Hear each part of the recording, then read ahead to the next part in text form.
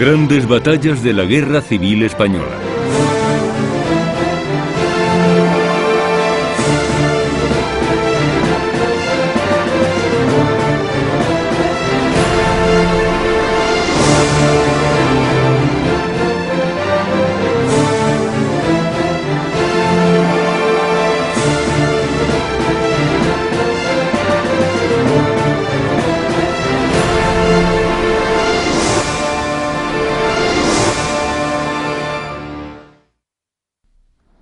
España, en el suroeste europeo, está sumida en una guerra civil. A punto de cumplirse 20 meses de contienda fratricida, el Ejército Nacional ha conquistado toda la zona norte y en marzo de 1938 ocupa más de la mitad de la península. Toda España ha estado pendiente de Teruel durante más de 2 meses, una pequeña ciudad que lo ha sido todo por unos días para la República y que finalmente ha sido reconquistada por las tropas nacionales el 22 de febrero de 1938. Después de la batalla de Teruel, los nacionales, en lugar de dirigirse a Madrid, se mantienen en el frente aragonés en una campaña dura y larga. En abril de 1938, las tropas nacionales de Alonso Vega llegan al Mediterráneo a la altura de Vinaroz, dejando a la España republicana partida en dos. Ante los acontecimientos en mayo de 1938, el general Vicente Rojo prepara los preliminares de lo que será la batalla del Ebro, otra maniobra de distracción para frenar la ofensiva nacional en Aragón y Levante.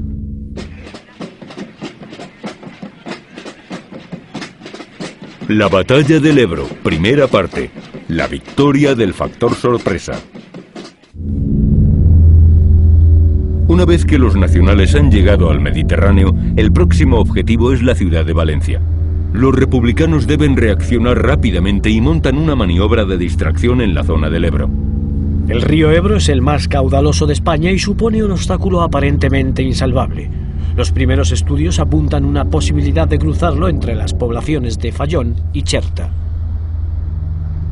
Una vez rebasado el río, se tienen que enfrentar con el cuerpo de ejército marroquí del general Yagüe, que cuenta con muy pocos hombres para defender casi 100 kilómetros de frente en la otra orilla.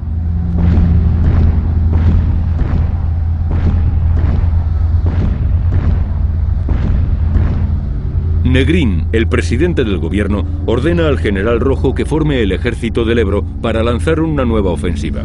Entre las filas nacionales y según los informes de sus espías tienen constancia de movimientos de tropas en la zona del Ebro. El general Yagüe se convence de que van a sufrir un ataque inminente. El enemigo está haciendo maniobras de cruce de ríos. Los republicanos van a escoger el tramo entre Mequinenza y Amposta por ser la zona más vulnerable.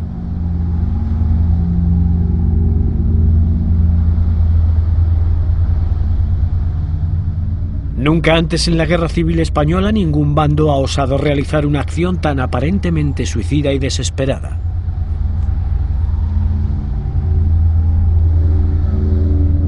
Desde los primeros días de julio, todas las unidades republicanas empiezan a prepararse para la operación. Sin saber a ciencia cierta a dónde van a ser trasladados, miles de ellos son movilizados a la zona del Ebro.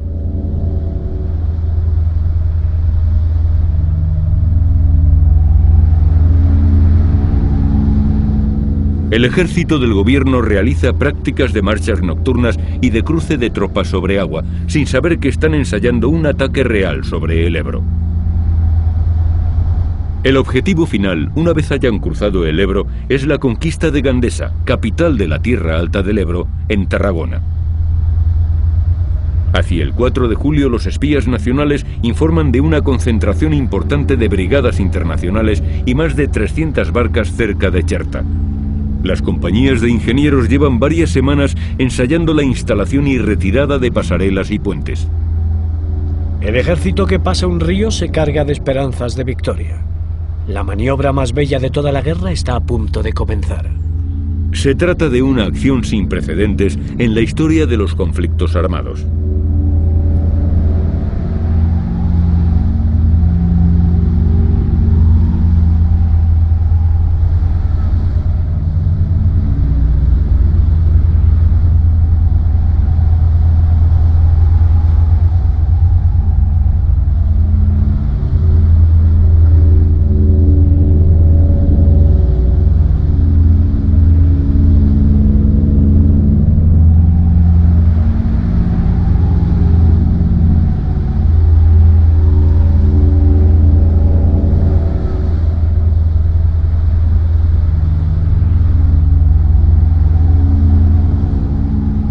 La batalla de los 100 días, la más larga de toda la Guerra Civil Española, se va a librar en el Gran Recodo del río Ebro, cuyo teatro de operaciones es la comarca tarraconense de la Tierra Alta.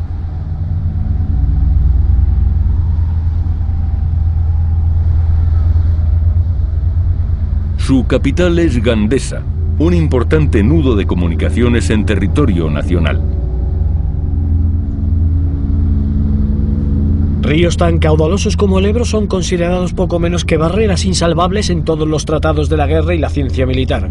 A priori, pasar un río a viva fuerza en un frente organizado es una acción condenada al fracaso.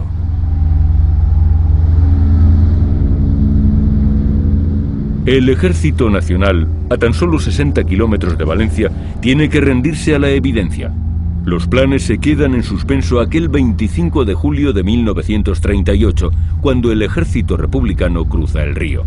A partir del 21 de julio, el desplazamiento de tropas y material con el fin de aproximar los efectivos necesarios a puntos cercanos al río es incesante.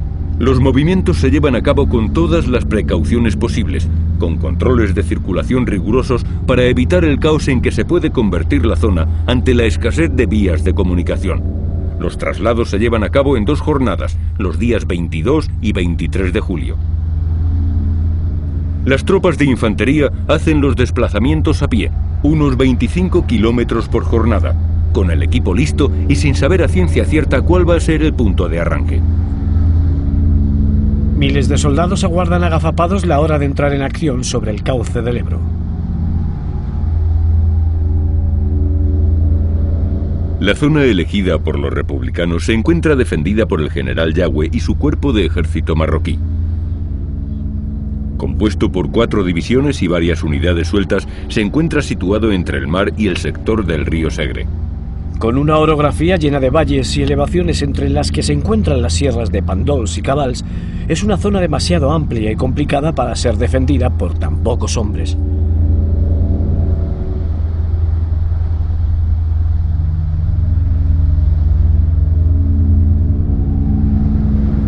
Las tropas de Yagüe montan guardia de forma cansina frente a un enemigo invisible y silencioso que en la orilla de enfrente descansa bajo el sol de julio. Los soldados republicanos esperan la señal para cruzar el río, mientras que los nacionales, ajenos a la amenaza que se cierne sobre ellos, dejan pasar el tiempo con momentos para el ocio y el entretenimiento.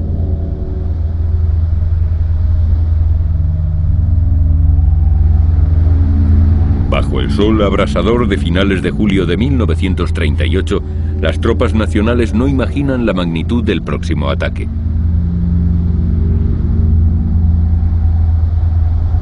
No hay cosa más desesperante que estar en primera línea de frente días y días sin que pase nada.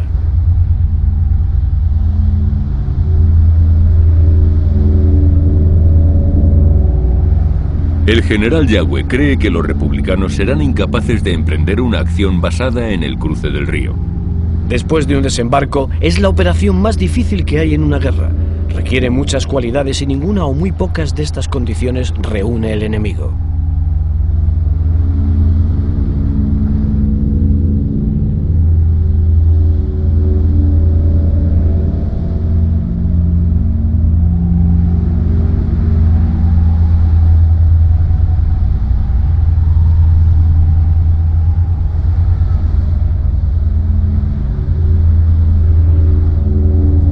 Pero Yagüe subestima a los republicanos.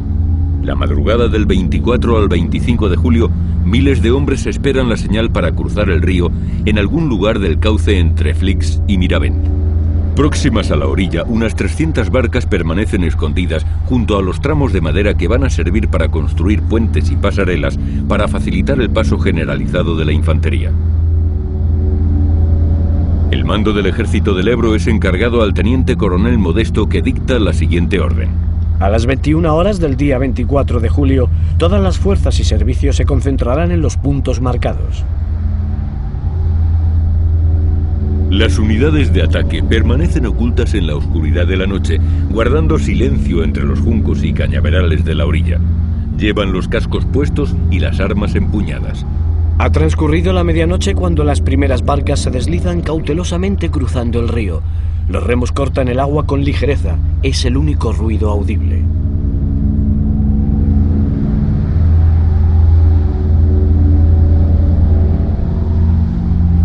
La compañía de ametralladoras del 121 Batallón Republicano es la primera que franquea el río como vanguardia para establecer la primera cabeza de puente en la orilla opuesta.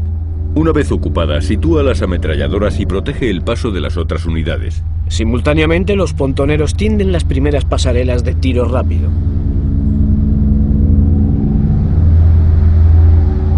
Seguidamente, los soldados de la 226 Brigada Mixta, compuesta de internacionales, cruzan el río. Ya han pasado cerca de 3.000 hombres a la otra orilla.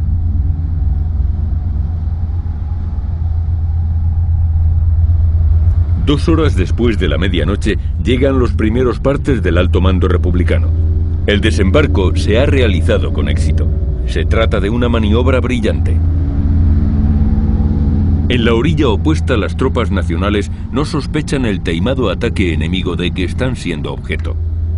El 24 de julio, en el cuartel general de Caspe, dice Yagüe: Bien, vamos a dormir, que esta noche los rojillos no parece que traten de pasar el Ebro.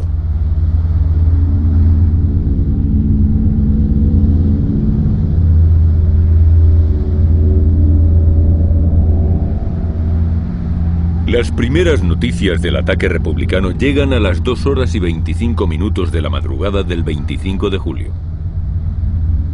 Mi general, los rojos han pasado el Ebro. Gracias a Dios, todo el mundo a sus puestos.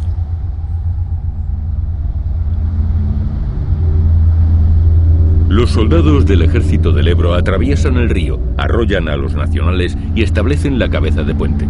Detrás de la 226 Brigada Mixta siguen los infantes de la 227 y algunos batallones de la 50.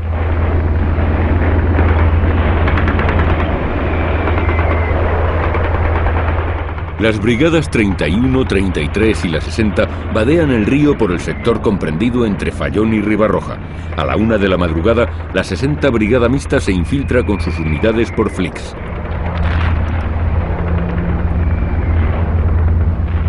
La irrupción de las tropas enemigas, las primeras detonaciones de disparos y el tableteo de las ametralladoras sorprende totalmente a las fuerzas nacionales, que al otro lado del río guarnecen el amplio frente.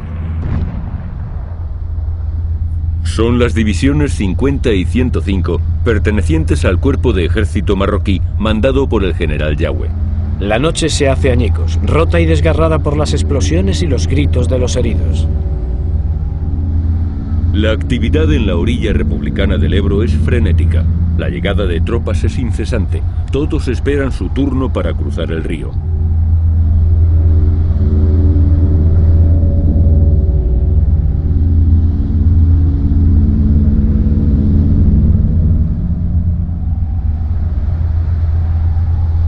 Van concentrándose los carros blindados para que, una vez instaladas las pasarelas y puentes, puedan cruzar el río.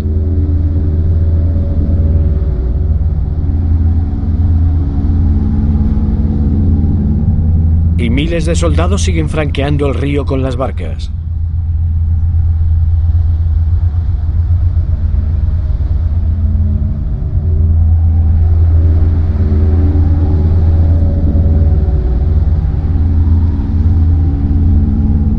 Una vez vadeado el río, el punto de destino es Gandesa. No hay tiempo que perder.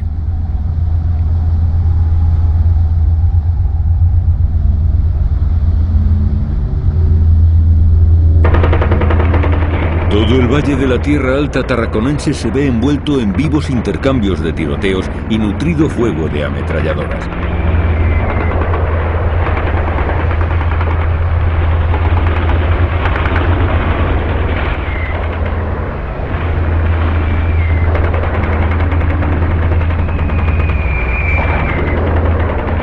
Si las fuerzas republicanas logran dominar todos los caminos, las tropas de Yagüe serán fácilmente aniquiladas.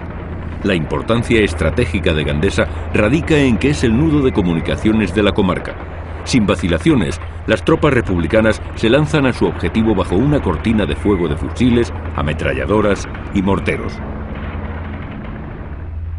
La larga noche queda atrás.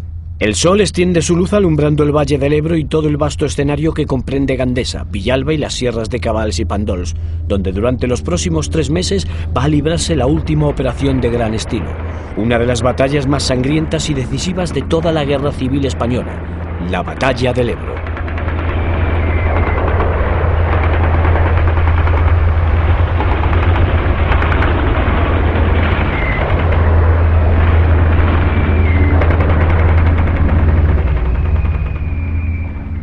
Franco es inmediatamente informado y reacciona como lo había hecho antes desde Brunete a Teruel, aceptando el enfrentamiento directo que se le ofrece y desviando todas las fuerzas a la zona del Ebro con un intenso movimiento de tropas por carretera. La primera llamada que hace poco antes del amanecer es al general Quindelán, jefe de la aviación nacional. La orden no da lugar a dudas: emplear a fondo sus aparatos contra las tropas republicanas. Quindelán da orden inmediata a todas las unidades de Valencia y Baleares para actuar desde la misma mañana del 25 con la mayor intensidad posible. El apoyo aéreo es la principal arma defensiva con la que contará Yagüe ese día para que la situación no se haga más crítica. 40 aviones Savoia 79, 30 bombarderos Heinkel 111, 30 Junkers, 8 Dornier 20, 20 Savoia 81, 9 Breda 20 y 60 cazas alemanes que escoltan a los bombarderos en sus misiones.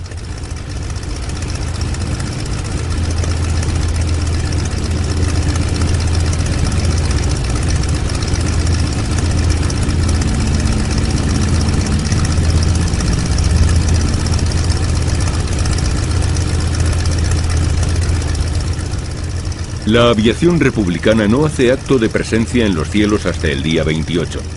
Al comienzo de la ofensiva, los aviones se hallan protegiendo Valencia para no perjudicar el elemento sorpresa. Pero sin dominar el cielo resulta casi imposible moverse en la tierra. Pese a la brillante y rápida actuación de la aviación nacional, el grueso del ejército republicano cruza el Ebro. En esta primera jornada, los nacionales pierden el dominio de todos los observatorios de las cimas de las sierras de Pandols, Cabals y Fatarella. Un golpe mortal para la infantería nacional durante la primera semana.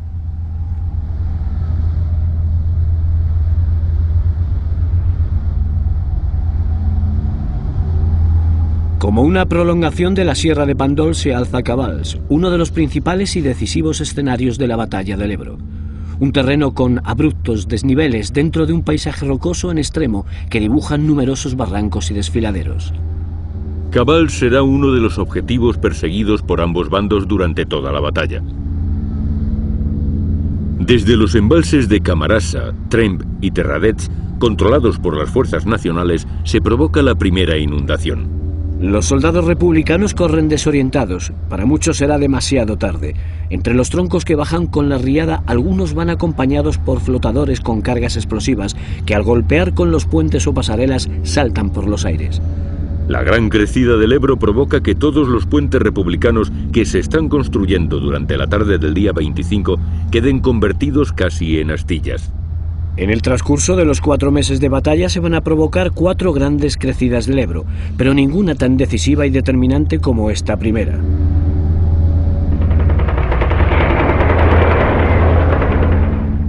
Durante toda la batalla del Ebro, la lucha contra los puentes y pasos del río no va a cesar.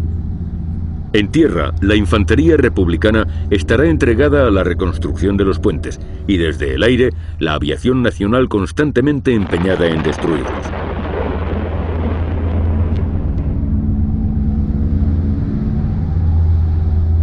El principal acierto de los ingenieros de la República será su técnica para enmascarar puentes. Instalan grandes lonas de tela sobre distintos puntos del río, atrayendo la atención de los bombarderos italianos. Tras dominar el cruce de la venta de Camposines, la 35 División Republicana sigue su avance hacia el pueblo de Corbera. Todas las unidades nacionales, ante el intenso fuego artillero, retroceden hacia Gandesa, a escasos kilómetros de Corbera.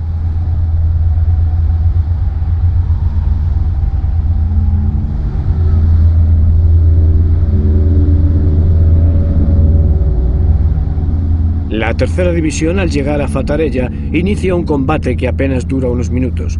Los que están dentro también son republicanos. Mientras tanto, en el río continúa el paso de las segundas unidades que deben dar apoyo a las vanguardias.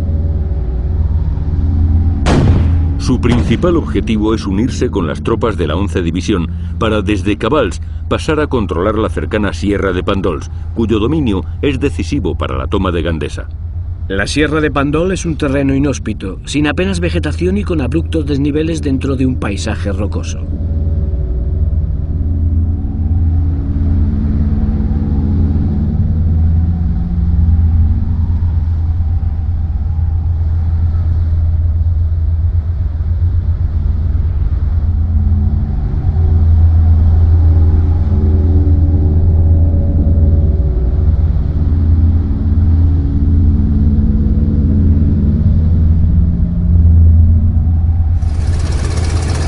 único enemigo imposible de repeler para los republicanos es la aviación nacional, que está siendo muy efectiva desde el primer día.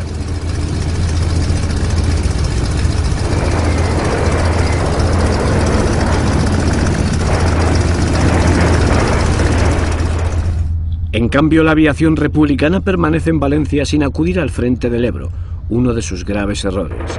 Al anochecer del 25 de julio, el Ejército Popular domina la Sierra de Pandols y puntos tan importantes como la ermita de Santa Magdalena, a menos de 10 kilómetros de Gandesa. Controla 800 kilómetros cuadrados gracias a la sorpresa y rapidez del cruce del Ebro.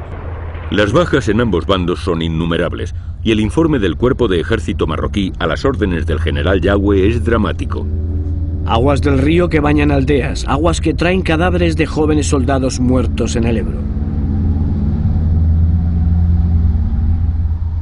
La toma de Gandesa por parte de los republicanos significaría un golpe moral y militar de incalculables dimensiones.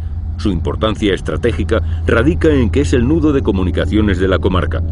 Pasado ese punto, y por la depresión del terreno, ya no hay otro sitio donde el Ejército Nacional pueda frenar el avance.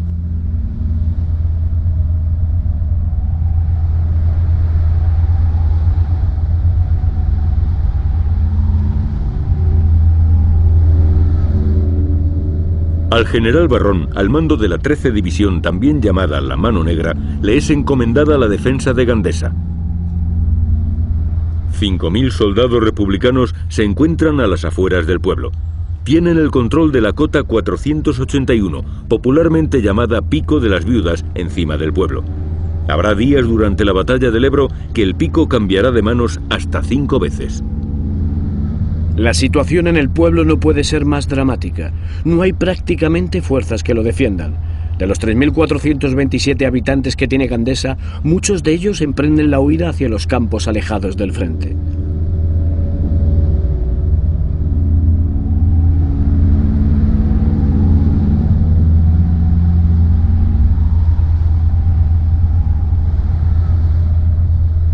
Las primeras unidades de la 35 División efectúan el primer ataque sobre Gandesa cuando anochece. Es un ataque preventivo para ver con cuántas fuerzas cuenta el enemigo.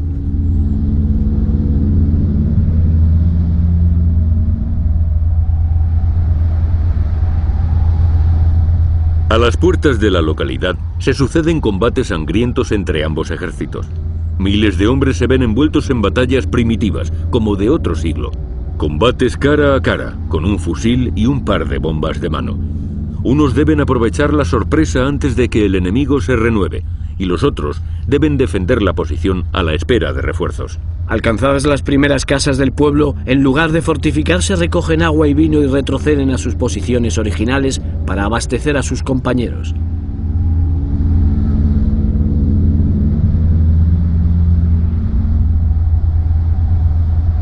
Los primeros camiones republicanos empiezan a pasar el Ebro la tarde del 26 de julio por un puente de vanguardia situado entre Vinebre y Ascó.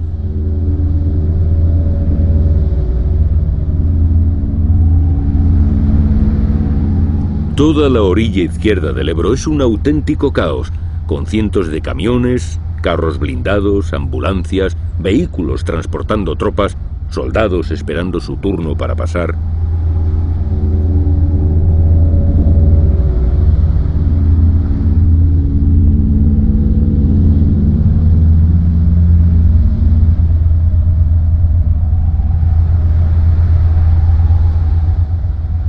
Los carros de combate consiguen pasar el río, pero el proceso es lento.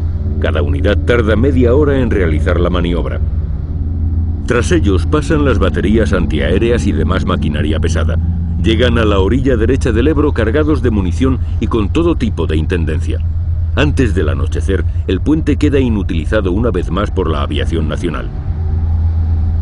No hay un segundo que perder. A primeras horas del 27 de julio se reanudan los combates en las afueras de Gandesa, pero los republicanos vuelven a ser rechazados por los hombres de Yagüe, que tienen la ventaja de hallarse parapetados dentro del pueblo. El ataque es rechazado, pero los republicanos consiguen refugiarse dentro del cementerio, que será una posición privilegiada para futuras escaramuzas.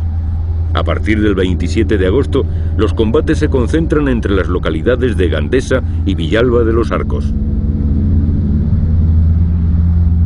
El bando nacional desplaza miles de reclutas al frente del Ebro desde Valencia y Extremadura. Cada división, cada brigada, cada soldado que viaja hacia la zona de Gandesa sabe exactamente su punto de intervención.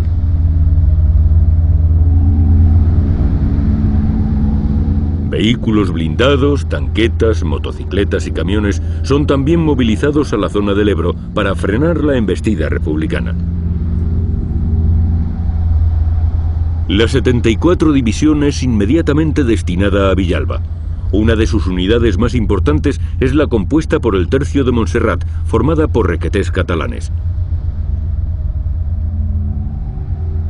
Y desde Valencia, la primera unidad que se desplaza a Cataluña es la 4ª División de Navarra, la más próxima de las que se encuentran desplegadas en el frente de Levante. La primera contraofensiva nacional coincide con uno de los combates más intensos en la cota 481. Saben que si se hacen con la altura, impedirán cualquier ataque desde la Sierra de Pandols. Los republicanos no perderán su dominio en ningún momento. El 30 de julio los vehículos cruzan el río de día, infringiendo así las normas de camuflaje que marca la táctica militar. En poco más de 6 días, la ofensiva del Ebro termina con un saldo de casi 20.000 bajas en los dos ejércitos.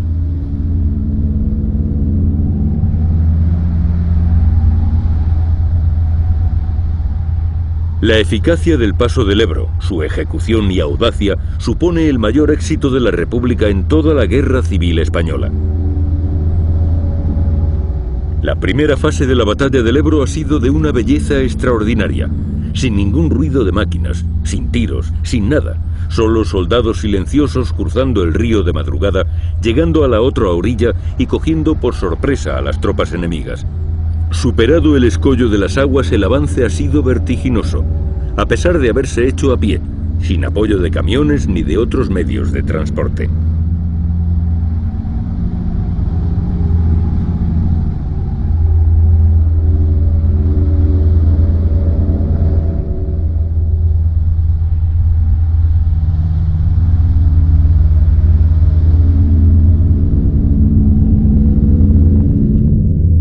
El ejército que cruza un río se carga de esperanzas de victoria.